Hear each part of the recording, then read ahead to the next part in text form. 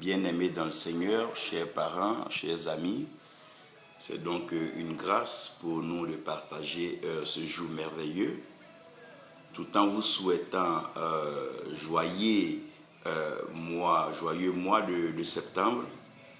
J'aimerais que nous ayons donc cette foi et que nous croyons continuellement en l'amour de Dieu manifesté à notre endroit. Ce mois de septembre sera un mois richement béni et je crois que octobre, novembre et décembre ne diront pas le contraire. Le Seigneur va donc visiter et combler ses enfants que nous sommes. Nous bénissons donc l'aîné, Cadio, qui est avec nous, que la grâce de Dieu et la paix de Dieu reposent donc sur ta vie. Bénissons tous ceux qui vont nous prendre en marche et qui auront l'occasion de suivre cette vidéo aujourd'hui, demain ou des années plus tard. Il est important que dans cette vidéo, nous vous expliquons les principes de la bénédiction selon l'amour de Dieu. Donc, Dieu dans son amour justifie toujours la bénédiction en établissant des principes. Donc, lorsque nous voulons parler de bénédiction, nous devons croire aussi à des principes établis pour que cette bénédiction d'abord puisse être et qu'elle puisse durer. God bless, love day. You are so blessed. You are a blessing to the body of Christ. Greetings to your family in Port Harcourt. Et donc, nous sommes en train de parler de la bénédiction de Dieu avec les principes établis par le Seigneur. Dieu est un Dieu merveilleux et Dieu a prévu dans son programme de salut, Dieu a prévu sauver l'âme par son amour. Et de par l'âme sauvée, Dieu va étendre son salut, donc sa grâce et sa gloire aux nations. Donc Dieu sauve une nation en sauvant l'âme de la nation. Dieu sauve une famille en sauvant l'âme de la famille. Donc Dieu sauve l'humanité en sauvant l'âme de l'humanité. Donc le salut est directement adressé à l'âme.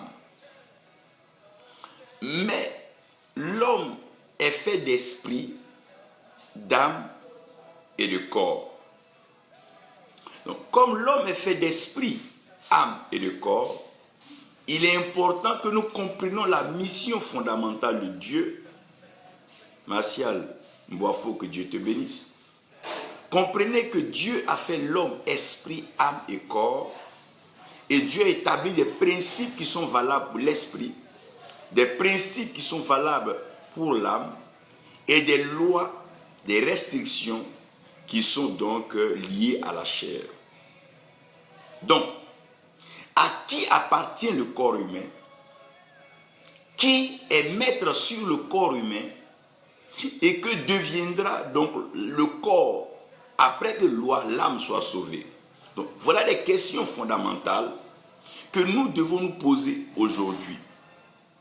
Si nous ne nous posons pas ces questions maintenant, il est clair que nous ne comprendrons pas certains agissements et nous n'allons pas comprendre certains événements qui sont en train d'arriver en ces fins des temps. Il ne faudrait pas que nous perdions de vue que la mission fondamentale de l'évangile, c'est de sauver l'âme. Donc, si l'âme n'est pas sauvée, tout ce que nous sommes en train d'accumuler sur cette terre n'entre pas dans le principe fondamental du salut, mais au contraire, rentre en plein dans la loi de la perdition. Je veux me saisir de cela pour expliquer que je ne peux pas comprendre que l'âme de l'Africain soit aussi oisive. Jusqu'au point où les Africains peuvent passer des journées, des mois, voire des années à débattre, à épiloguer sur des choses qui ne pourront pas les aider. Tout simplement parce que nous n'avons pas de modèle de travail, nous n'avons pas de modèle d'inspiration, nous n'avons pas de modèle de concentration. Déjà, à la création, l'Esprit de Dieu, l'Esprit était très actif. L'Esprit se mouvait à la surface des eaux. L'Esprit travaillait déjà à la surface des eaux. Et quand Christ est venu, il a dit, tout ce qu'il fait, c'est ce qu'il voit son Père faire là-haut. Donc Dieu est occupé en train de travailler. Donc le Seigneur est occupé et en train de travailler. Il dit, pendant qu'il est temps, il faut qu'il s'occupe des œuvres de son Père. Donc, certains syndromes et certaines maladies sont rentrés dans l'Afrique, à savoir l'oisiveté, le gain facile et la célébrité sans forcément passer par le principe. Donc cette oisiveté a amené toute une génération à ne pas avoir d'activité, à ne pas avoir de travail et surtout à ne pas avoir de repères. Donc voici des jeunes gens qui peuvent rester, même si on leur demande pendant 40 jours dehors sans rien faire. 40 jours devant des écrans sans rien faire. Pourquoi? Parce que leur âme n'a pas été rachetée au salut. Et ma question aujourd'hui, c'est que lorsqu'une célébrité meurt,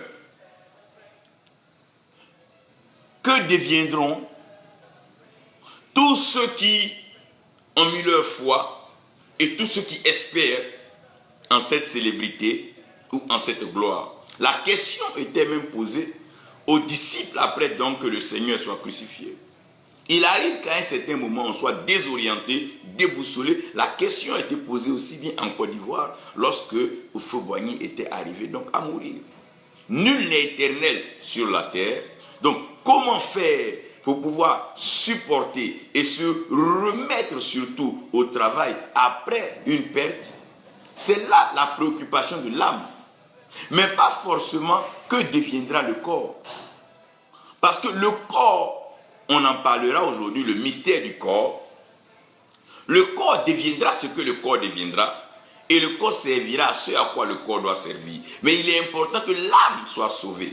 Quand vous voyez ces milliers d'enfants, ces milliers de jeunes âmes, dans des stades, des jeunes égarés, perdus, tous, sous l'influence de la drogue, l'influence de l'alcool, l'influence du bruit, de la musique, vous voyez, il y a de quoi aller restaurer.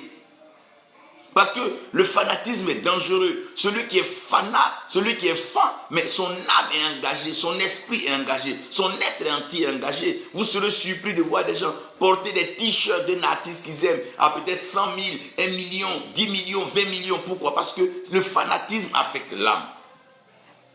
Ma prière est que Dieu aide les gouvernants, les dirigeants, les leaders, les pères, les mères, les aînés, les oncles, à remettre ces jeunes gens dans la société et à les insérer surtout dans un secteur de travail.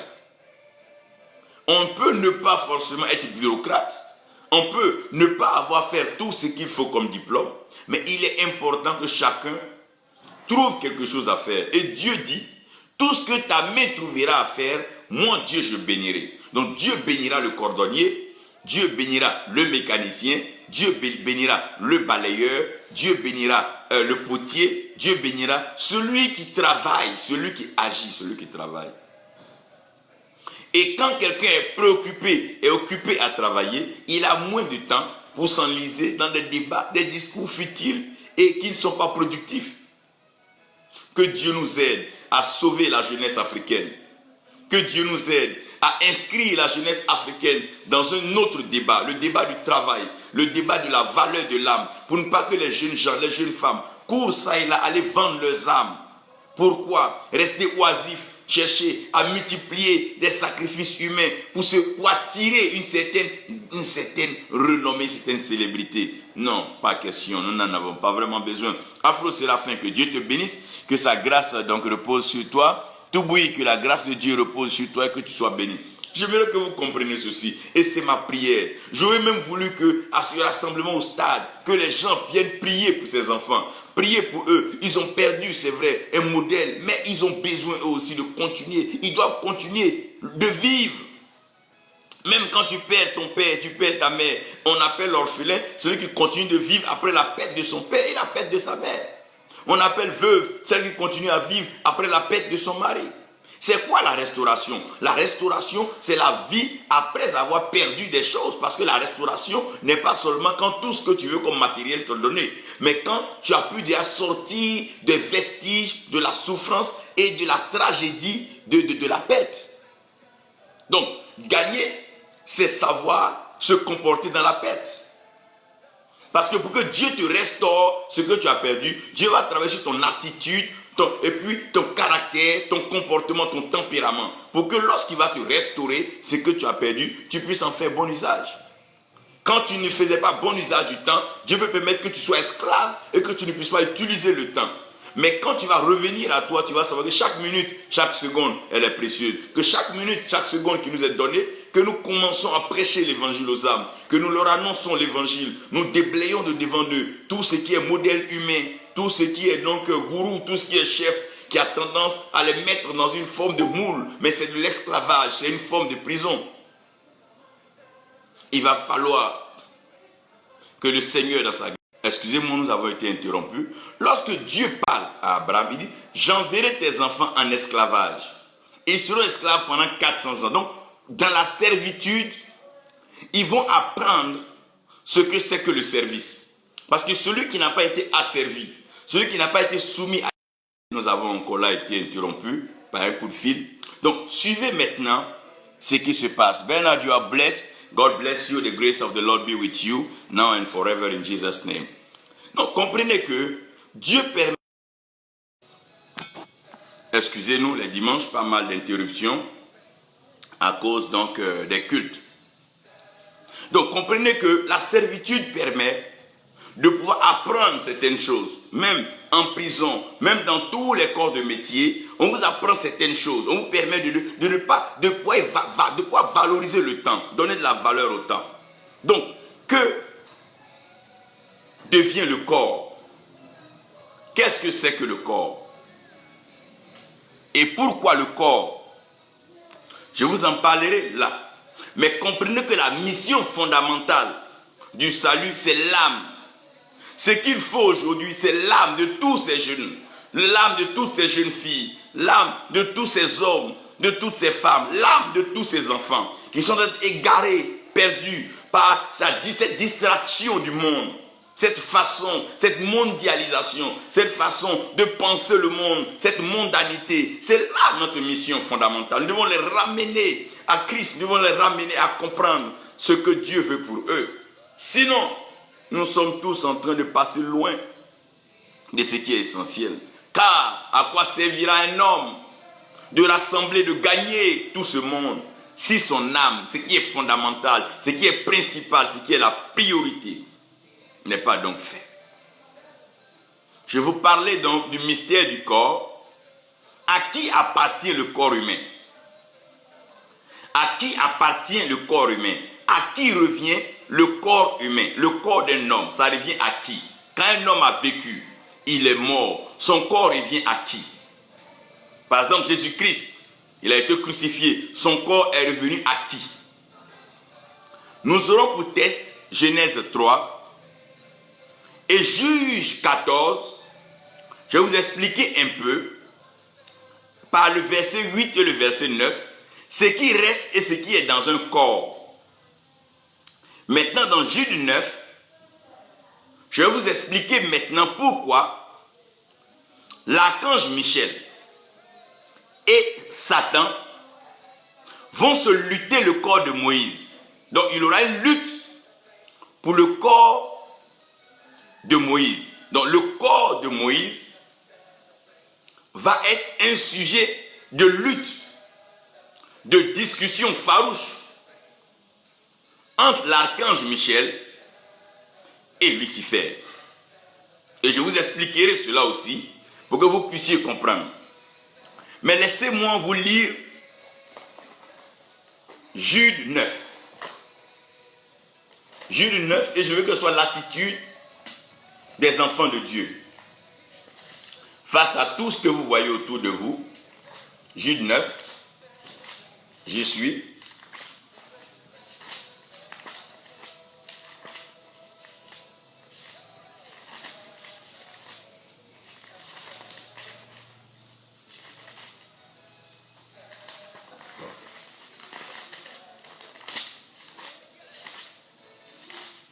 Jude 9, j'y suis, excusez-moi.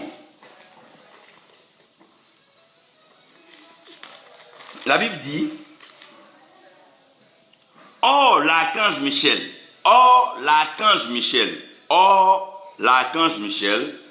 lorsqu'il contestait avec le diable et lui disputait, le corps de Moïse n'osa pas porter contre lui un jugement injurieux. Mais il dit, que le Seigneur te réprime. Père éternel, tu es l'autorité spirituelle suprême, tu règnes dans les cieux et sur la terre, tu accomplis tes œuvres. Viens pour un moment comme celui-ci, par ta parole, fais-nous du bien, bénis chacun de nous, inspire et oriente-nous au nom de Jésus. Amen. J'aimerais que vous compreniez d'abord que tout ce qui est fait sur la terre est fait pour un but. Dieu fait chaque chose pour un but. Le diable fait ses choses pour un but. Les hommes font leurs choses pour un but. Les nations font les choses pour un but. Tout ce qui est fait pour un but. Tout ce qui est fait pour un objectif, est fait pour un but. Ce but est l'idéal de celui qui fait ce qu'il fait. Qu'est-ce qu'il veut atteindre? Les hommes font ce qu'ils veulent pour un but. Un chasseur, quand tu tues un gibier, c'est pour un but. Les sorciers, les sorcières, quand tu tues quelqu'un dans le village, c'est pour un but. Mon Dieu, c'est pour un but. Quand Dieu crée l'homme, c'est pour un but. Lorsque un homme fait un champ, c'est pour un but. Lorsque quelqu'un établit une œuvre, c'est pour un but. Lorsqu'on bâtit une maison, c'est pour un but. Tout ce qui est fait pour un but. Si vous ne comprenez pas le but pour lequel la chose est faite, vous n'allez pas comprendre la chose et vous n'allez jamais savoir utiliser la chose. La voiture, elle est créée pour un but. L'avion aussi pour un but.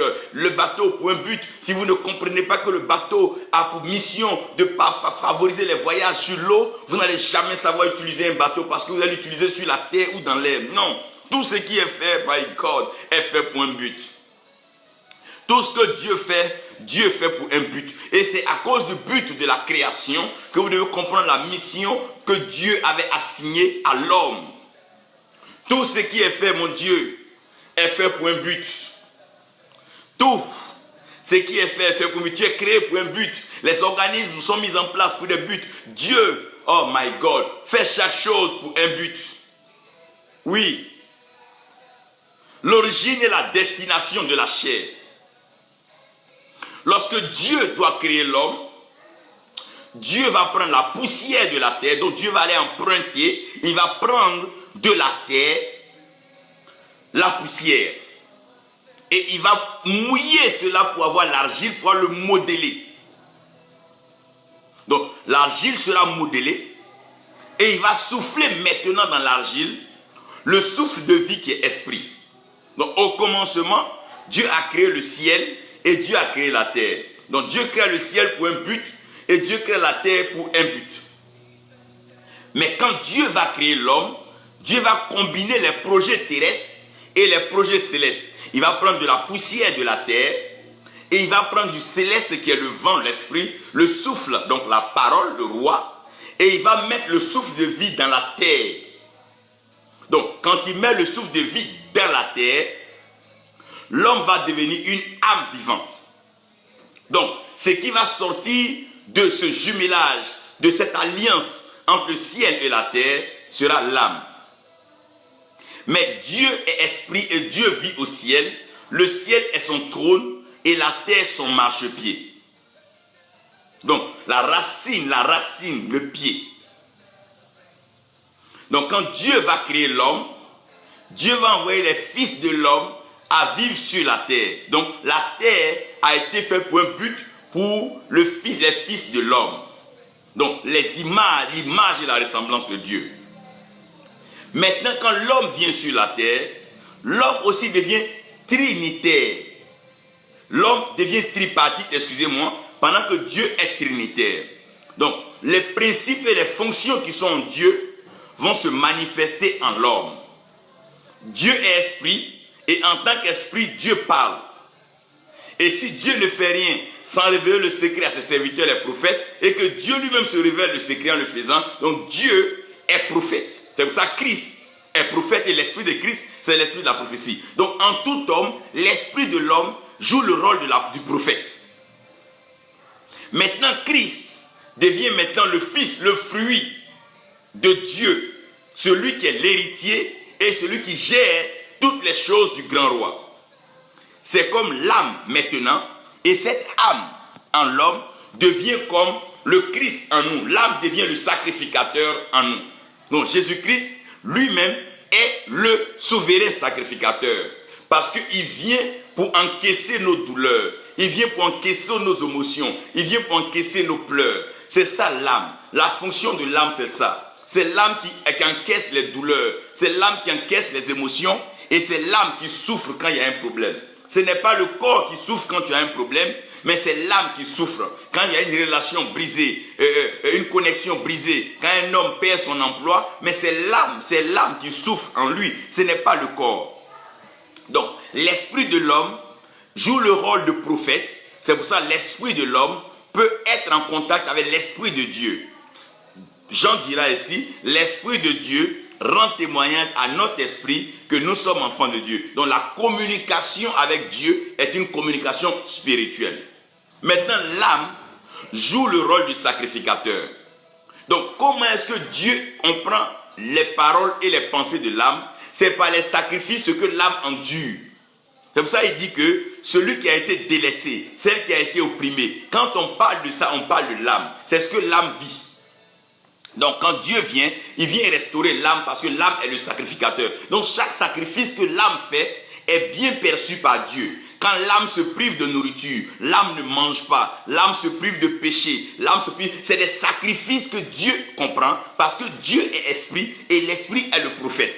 Donc le prophète donne des instructions au sacrificateur qui lui en retour ramène un message au prophète par les actes qu'il va poser.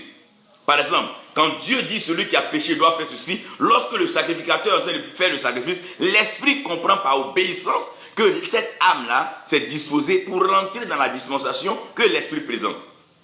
Par exemple, la grâce est une dispensation.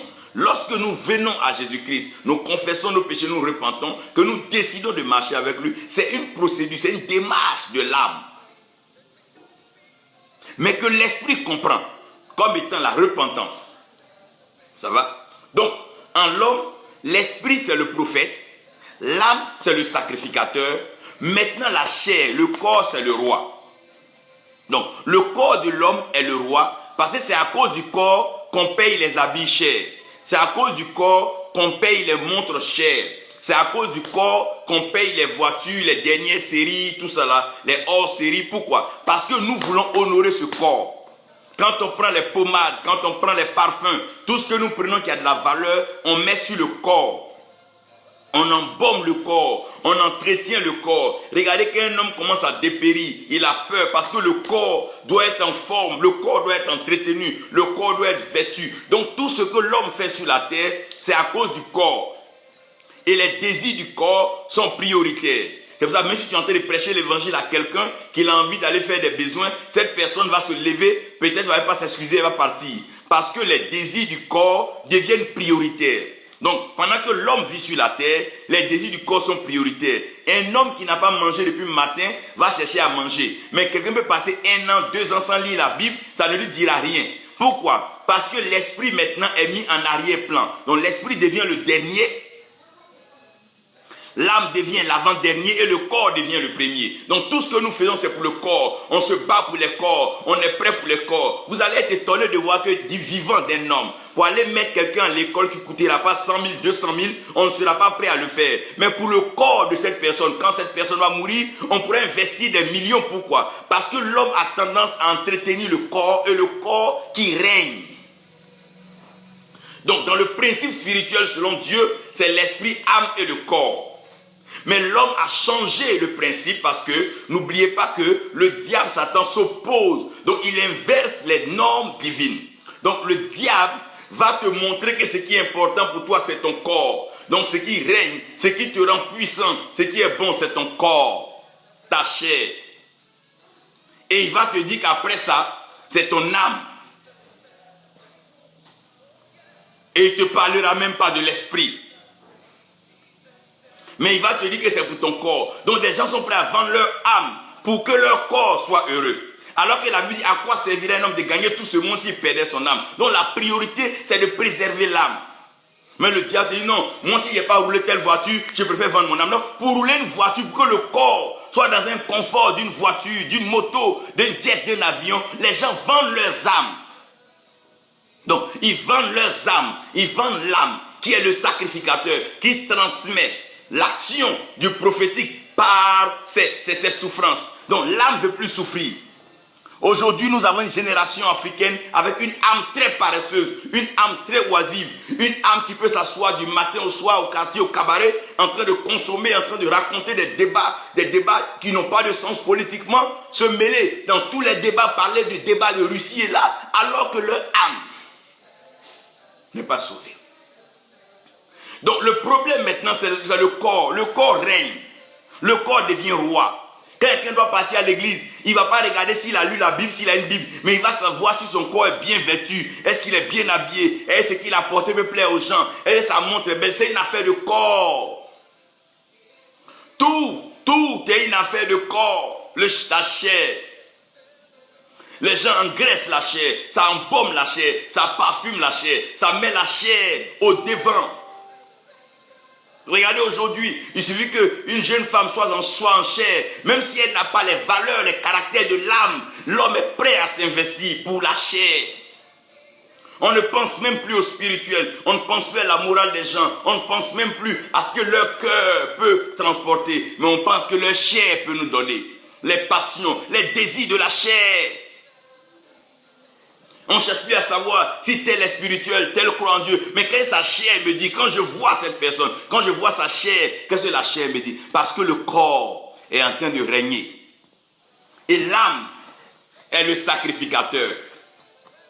Et l'esprit est le prophète.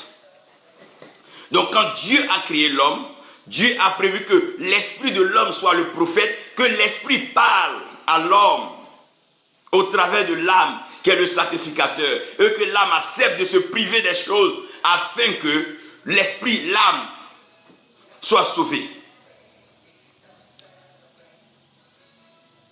Donc quand Dieu crée mais avec le modèle du ciel. Au ciel aussi, Dieu va créer les anges en 3 familles. Il y a l'archange Michel qui va s'occuper de la défense, défendre, secourir, aller défendre tout ce qui est des intérêts du royaume. Il y a Gabriel qui sera chargé de tout ce qui est message, communication, orientation prophétique. C'est Gabriel qui vient le faire. Il vient, il parle parce que la parole est esprit et vie. Gabriel vient assumer cette mission prophétique. Et l'archange Michel assure cette fonction de l'âme qui vient défendre du sacrificateur, du défenseur. Donc c'est comme le ministère de la défense. Et regardez bien ici. Gabriel devient maintenant le communicateur, le messager. Maintenant, Lucifer, sa fonction, il est s'occuper de tout ce qui était culture, danse, louange, tradition. Donc, tu ne peux jamais échapper au diable tant que tu seras lié à la tradition de ton village, de ta famille. Parce que les traditions, les cultes, les coutumes, les us, il les maîtrise. Il sait que tel peuple adore ça, tel peuple mange ça, tel peuple ne mange pas ça. C'est lui qui gère ça. Donc son rôle, c'est de gérer ce qui est tradition, ce qui est culture et tout et tout. Alors que l'archange Michel, lui s'occupe de ce qui est de la défense, de la sécurité, préserver, protéger. Et Lucifer, lui c'est culture, tout ce qui est amusement, danse et tout, parce que c'est lui qui est gayé le ciel. Donc, Dieu a mis ces 3 anges là, ces 3 familles d'anges, pour intervenir toujours. Michael, quand il vient, c'est pour défendre, délivrer. Gabriel vient pour livrer le message. Et Lucifer, donc qui est devenu Satan, parce qu'il s'oppose à Dieu, c'est les traditions, les coutumes. Donc Dieu crée le corps humain pour que le corps humain soit asservi, pour que le corps soit assujetti. Mais lorsque l'homme va venir sur la terre, donc dans le jardin, le serpent va commencer à se rendre compte que si l'esprit domine, que l'âme est soumise, et que le corps est bien traité, il n'aura rien à gagner. Parce qu'au ciel, quand il y a eu la bataille, il est descendu avec un tiers des anges. Donc, il est descendu avec une partie des anges, mais il n'est pas venu avec le groupe que gérait Michael et le groupe que gérait Gabriel. Mais il est venu avec le groupe que lui, il gérait, les un tiers. Donc, dans le principe du ciel, lorsque Dieu crée, Dieu le Père, il est au ciel, Jésus-Christ est au ciel, et le Saint-Esprit est à la surface des eaux. Donc, les deux restent au ciel, et un vient sur la terre. Lorsque les hommes vont pécher, et que l'Esprit de Dieu va se retirer de la terre, Jésus-Christ va venir sur la terre, donc il va rester au ciel, Dieu, le Père, et le Saint-Esprit. Toujours deux restent au ciel. Et Jésus-Christ est sur la terre. Maintenant, quand Jésus finit sa mission sur la terre du salut des hommes, quand il doit partir, il dit non, si je ne fais pas, l'Esprit ne pourra pas venir. Parce qu'au ciel, il doit avoir la majorité, il doit avoir les deux tiers au ciel. Donc, le principe de conservation du ciel, c'est les deux tiers. Donc, on peut perdre un tiers, mais garder les deux tiers. Donc, quand Jésus monte vers le Père, le Saint-Esprit revient pour occuper sa fonction sur la terre, mais au ciel, il y a le Père et il y a le Fils. Ça veut dire qu'il est assis à la droite du Père dans les lieux célestes, donc dans le ciel. Donc, Dieu a créé l'homme dans le but que les deux tiers soient forcément gagnés, dont l'esprit et l'âme. Maintenant, qu'est-ce qui va se passer? La chair en elle-même n'est pas d'abord consommable, puisque la chair est soumise à l'âme qui est soumise à l'esprit. Donc, il va falloir les séparer pour pouvoir donc utiliser chacun individuellement. Tant que les trois sont unis pour faire l'homme, ils ne peuvent pas être utilisés différemment. Donc, la seule façon de pouvoir les détruire, c'est de les diviser. Comme aujourd'hui, ceux qui veulent gâter un foyer, ils divisent monsieur et madame. Ceux qui veulent gâter un pays, ils divisent les gens. Donc, tant qu'il n'y a pas de division, il n'y a pas de destruction. Donc, qu'est-ce que le serpent doit faire, qui est le plus rusé des animaux des champs? Il doit trouver un moyen pour pouvoir donc les séparer, les diviser. Donc, quand il vient, il leur présente un fruit. Alors que ce fruit-là, le fruit de la connaissance du bien et du mal, mais il se mange. Donc, il peut rentrer par la bouche. S'il touche la bouche, il touche la langue, alors que la vie et la mort sont au pouvoir de la langue. Donc il peut affecter déjà la langue, alors que la parole est esprit et vie. Et quand il affecte la langue, il va descendre dans le ventre. Le ventre qui devient la motivation des hommes aujourd'hui. Les hommes font tout pour leur ventre. Et quand l'homme va manger de ce fruit avec la femme, l'homme va se rendre compte d'une autre réalité. La réalité spirituelle sera ôtée parce que l'homme ne verra plus la gloire de Dieu qui le couvrait par l'esprit, mais l'homme va voir maintenant sa nudité qui est sa chair. Il va voir que son corps est nu. Donc son corps est parti seul ailleurs. Donc comme son corps, sa chair est partie seul ailleurs, il doit trouver un moyen de couvrir cette chair-là. Et il va prendre des feuilles de figuier et avec des feuilles de figuier, il va se faire une couverture. Alors que, en se couvrant avec les feuilles de figuier, il oublie que les feuilles de figuier vont sécher. Donc la protection, la couverture de l'homme, elle est limitée dans le temps. Quand Dieu vient dans le jardin, Dieu va maintenant situer les responsabilités.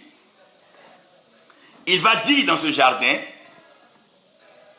à l'homme, puisque l'homme est fait d'esprit, âme et corps, il ne dit pas à l'homme ton esprit, il dit non, tu es poussière. Il parle maintenant au corps, il parle à la chair. Tu es poussière et tu retourneras à la poussière. Il ne dit pas ça à l'esprit, il ne dit pas ça à l'âme.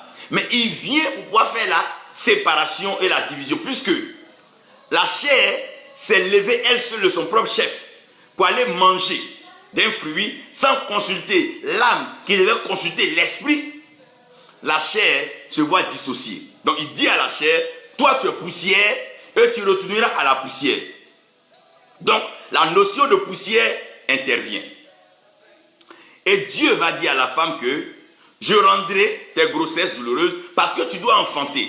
Cet homme, cette poussière-là, on n'aura plus besoin de ça. Mais comme toi, tu es tiré de l'os, on aura besoin de l'os pour avancer. Mais on n'aura pas besoin de la poussière pour avancer, on aura besoin de l'os pour avancer. C'est pour ça que là où il n'y a pas de femme, il n'y a pas de vie. Là où il n'y a pas de femme, il n'y a pas de continuité d'amour.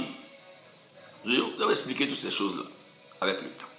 Il dit à la chair maintenant, toi tu es poussière, tu retournes dans la poussière. Mais il dit au serpent, puis tu as fait ça pour un but. Pourquoi tu as fait ça? Tu as fait ça pour te nourrir. Donc, toi maintenant, ta nourriture sera la poussière. Là. Mais tu vas marcher sur ton ventre. C'est-à-dire que ta vie, là, tout va être lié à ton ventre. Donc, tu vas marcher sur ton ventre et tu vas manger la poussière. Donc, le but du serpent maintenant, c'est d'amener l'homme à pécher pour avoir la poussière. Et tant qu'il n'y a pas de poussière, il ne mange pas. Et la poussière sort de la chair. Donc, le serpent va pousser l'homme à pécher. Quand l'homme pêche, l'homme devient chair, l'homme devient poussière. Et quand l'homme devient poussière, il peut manger. Parce que tant que l'homme n'est pas poussière, il ne peut pas manger. C'est pour ça qu'un homme meurt. Les deux choses qu'on va mettre dans le cercueil, on va mettre l'os et la chair. Mais quand vous revenez après dans le cercueil des années plus tard, la chair n'est plus là, la poussière est partie, mais l'os reste. L'os reste parce que le serpent n'est pas autorisé à manger l'os, mais il est autorisé à manger la poussière. Donc pour avoir la poussière, il doit provoquer la désobéissance. Donc dans le village, les vieilles sorcières qui font les réunions les nuits là, elles ne font pas pour l'amusement, elles le font pour un but. S'il n'y a pas de réunion en sorcellerie, il n'y aura pas de poussière, il n'y aura pas de chair à manger. Donc les réseaux des hommes vont se mettre en place. S'il n'y a pas de chair à manger, il n'y a pas alors donc croissance dans le monde, comment on appelle, démoniaque. Parce que puisque Lucifer, Satan, le serpent, sa nourriture c'est la chair, plus il mangera de la chair, plus il va grossir. Donc, en sorcellerie, plus ils vont commettre des crimes, plus ils vont tuer des gens au village, plus ils vont monter en grade. Parce que c'est ça qui les nourrit. Leur nourriture, c'est la poussière, et la poussière est la chair de l'homme. Donc, la chair maintenant a son origine parce qu'elle est tirée de la terre. Et sa destination, elle va retourner à la terre. Donc, le débat sur la terre, le débat sur la chair n'a même pas lieu d'être. Quel que soit le corps d'un homme, vous mettez dans un cercueil, vous revenez dans 200 ans, il restera que les os, la chair serait devenue poussière et le mangeur de la poussière serait passé déjà à manger sa poussière. Parce que le serpent se promènera sur son ventre et il mangera la poussière. Ce n'est pas qu'il a décidé cela, mais c'est Dieu qui lui a dit parce qu'il a fait cela pour un but. Si tu as tué quelqu'un, c'est pour quand un chasseur s'en va chasser, il chasse bien sûr pour un but. On ne tue pas un gibier par plaisir de tuer un gibier, non. On ne tue pas l'agouti par plaisir de tuer l'agouti, non. Mais c'est parce qu'on a en pensée d'en faire une soupe gna-gna et même de faire accompagner des accessoires. Donc c'est pour un but. Tout ce qui se fait pour un but. Les réseaux travaillent pour un but. Les clubs travaillent pour un but. La sorcellerie, la magie travaillent pour un but. Travaillent pour un but. Et le but fondamental du serpent ancien, le rusé, c'est d'avoir accès à la poussière. Quand il mange la chair, la poussière, il gagne en puissance. Et quand il boit de ce sang, il gagne en force et en puissance. Parce qu'il marche sur son ventre. Et il sait que tout homme est favorable par rapport au ventre. Il suffit de proposer à manger un peu de pain à des gens. Ils sont prêts à adhérer à des pratiques. Regardez comment aujourd'hui la sorcellerie recrute à partir de quelques morceaux de viande dans les villages. Oh, poussière, tu retournes dans la poussière. Oh my God.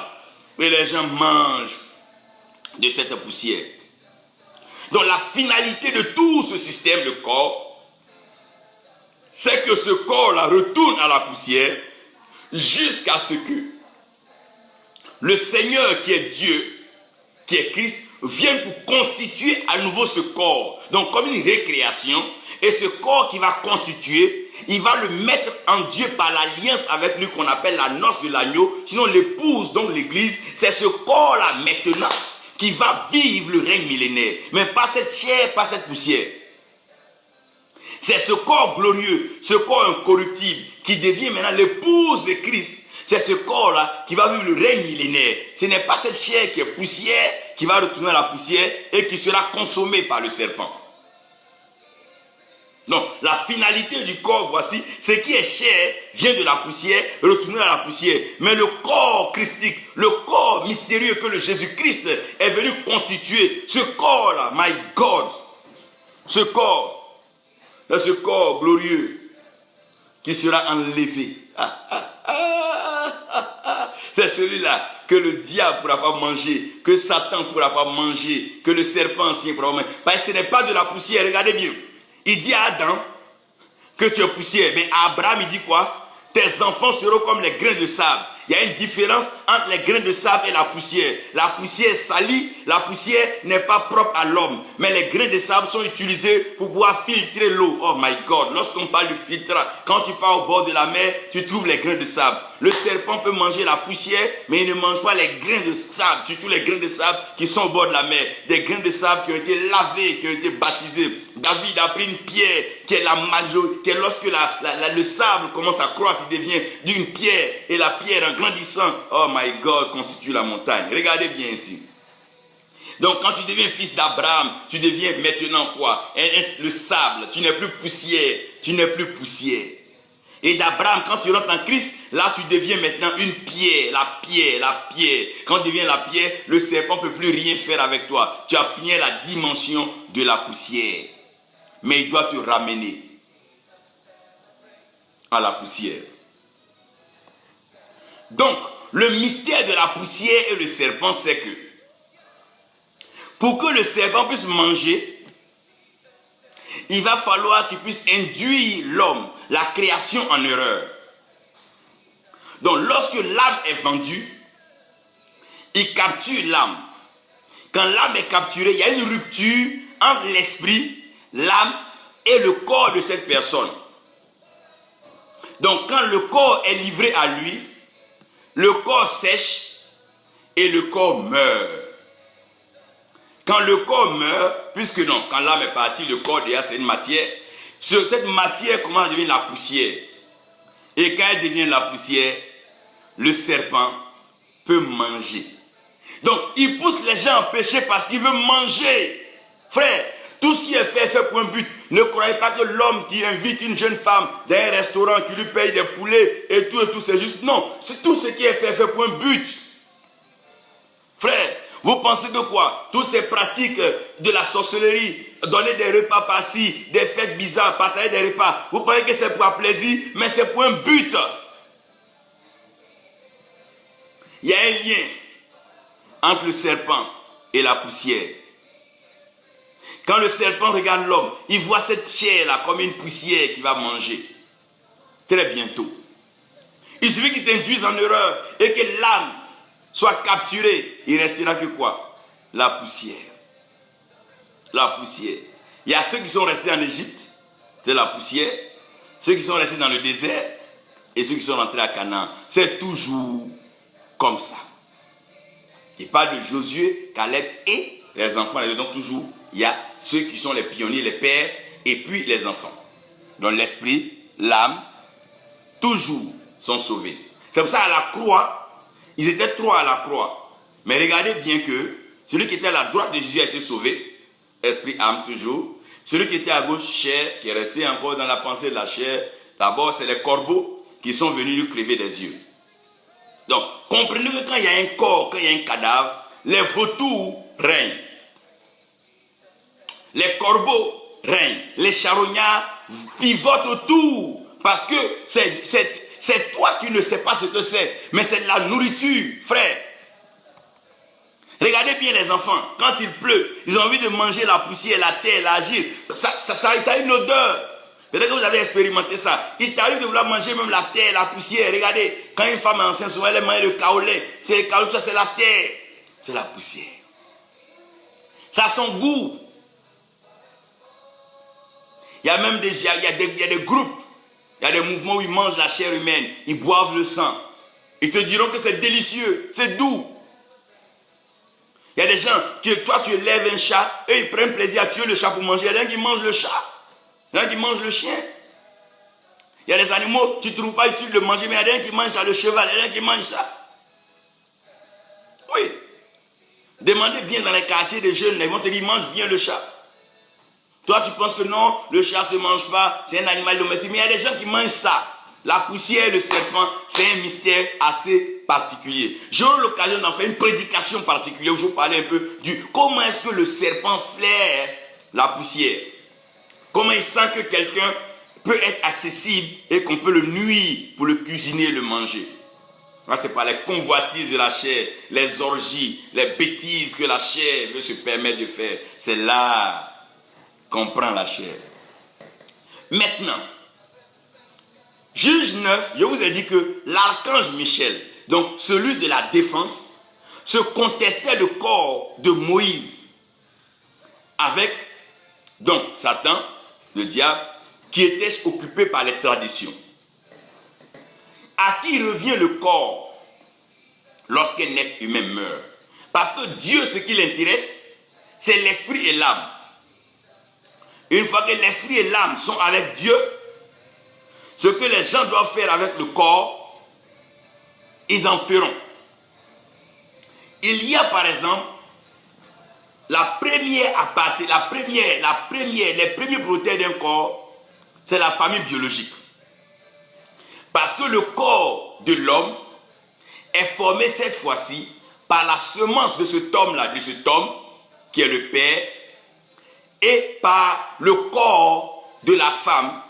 Et ce corps est lié au fils par donc, le cordon ombilical.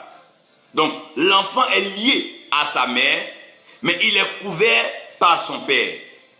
Donc quand un homme, un être humain meurt, son corps appartient directement à ses parents biologiques. Donc là, quand il y a un accident, on prend la peine de fouiller s'il y a les numéros qui joignent. On joint les parents de la personne, on dit, ah, un tel n'est plus, mais son corps est ici. Donc les parents vont aller sur le lieu pour aller identifier leur corps. C'est eux qui peuvent savoir si c'est vraiment leur fils ou pas. Parce qu'aujourd'hui, les gens prennent des identités comme ils veulent, des surnoms comme ils veulent. Donc seuls les parents peuvent reconnaître leur corps. Donc le corps appartient à la famille biologique. Maintenant, dans le cas où cette famille n'a pas les moyens, ou que cet enfant a été pris et adopté par une autre famille, le corps appartient à la famille adoptive. Exemple, tu es africain et tu as une famille qui t'a adopté en Europe. Tu fais partie de leurs héritiers et tu décèdes. Le corps appartient à la famille adoptive qui informera bien sûr la famille biologique. Quand tu nais aux États-Unis, par exemple, sur le sol américain, tu es déjà américain. Qu'il y a une guerre dans un pays, que tu meurs, le corps revient aux États-Unis. Donc le corps revient à la famille biologique ou à la famille adoptive. Ça, c'est ce qu'on appelle la nation ethnos, le peuple. Donc, premièrement, le corps appartient à la famille biologique. S'il n'y a pas eu d'autres pratiques, donc quelqu'un qui meurt de façon naturelle, simple, qui n'appartenait à aucun mouvement, à aucune pratique bizarre, son corps revient à sa famille biologique. Maintenant, s'il a été adopté, la famille adoptive réclame le corps.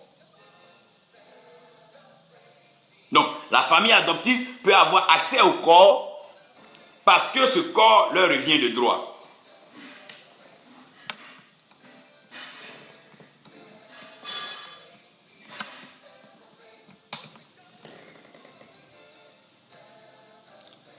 Après maintenant, la famille adoptive, il y a la famille d'alliance.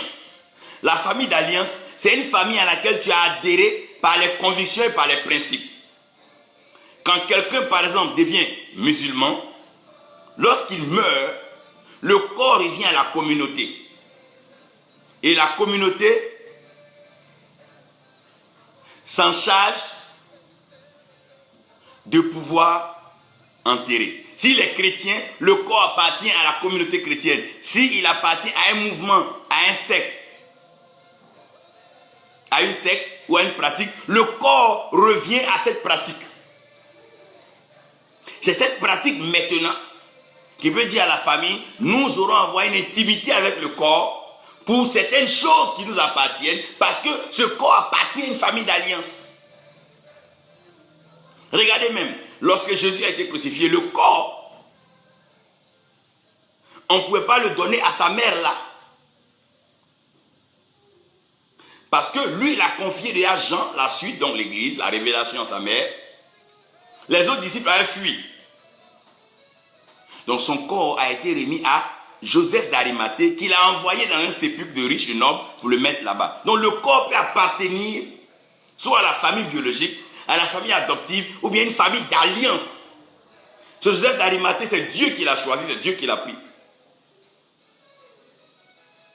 Maintenant, dans le cas de Moïse, souvenez-vous que sur le mont Nebo, Dieu avait dit à Moïse, viens, moi-même Dieu, je vais t'enterrer. Si Dieu voulait enterrer Moïse, c'est pour ne pas que les gens profanent d'abord la tombe de Moïse, le corps de Moïse, parce que les gens cherchent à manger le corps. Regardez, le corps peut servir de preuve tangible que quelque chose est mort. Le corps peut servir comme étant un reste d'homme, quand on parle des os et autres. Le corps peut servir de trophée de chasse. Il y a des gens, quand ils tuent un animal, ils gardent la tête. Il y a des gens qui mangent même, ils gardent le crâne humain, ils gardent ça. Ou des parties du corps. Il y a ceux qui mangent les organes sensibles, disant que ça donne la force. Si le gars était fort, si je mange son cœur, je serai fort comme lui. Si celui-là était puissant, s'il mange son foie. Donc il y a tous ces rites. Donc ça fait que le corps appartient à la famille biologique, adoptive et la famille d'alliance. Maintenant, dans le cas de Moïse, Dieu dit lui-même, il va enterrer Moïse. Pourquoi? Parce que le corps de Moïse allait créer plus de problèmes que la continuité de la terre promise. Déjà que Moïse et moi, ils ont pris 40 jours pour pleurer. Si on devait faire les obsèques de Moïse encore, je parie qu'on n'allait pas prendre le chemin pour aller vers Canaan. Donc, il y a des choses que Dieu lui-même permet que l'homme ne se mette pas, lui-même il gère. Sinon, quelqu'un qui appartient à une confrérie de sorcellerie, le jour qu'il meurt, c'est ses amis sorciers qui viennent prendre le corps, c'est eux qui savent ce qu'il y a dedans. C'est eux qui savent ce qu'ils peuvent retirer dedans, ça leur revient. Dans Jude, Samson tue un lion. Donc le cadavre du lion doit revenir au lion.